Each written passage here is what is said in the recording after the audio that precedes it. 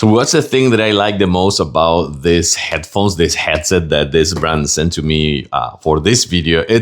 I mean, yes, they're super comfortable. They're really, really comfortable. They're expandable. They have this really nice memory foam like on your forehead, not the forehead, kind of like the top of your head, which it's expandable. So you can actually see that it reaches a lot. I can actually put them with my hat on and I'm not going to be hearing anything. This is actually really nice and it feels super nice. I love that. Also, the pads are also super kind of like fluffy and comfy. They look phenomenal, I have to say. And they also have a fantastic dedicated 4 modes, EQ modes right here, which is the touch of a button, including the volume and the mute button. So that is really good for gaming. Also 7.1 virtual sound, and they are really comfy. They look fantastic, and they are seamless in connectivity with the USB-A cable. So those are facts. Those are features. I love that. It works really good. What is the thing that I like the most? Let me show you. So this is what I love the most about this one. It has a fantastic RGB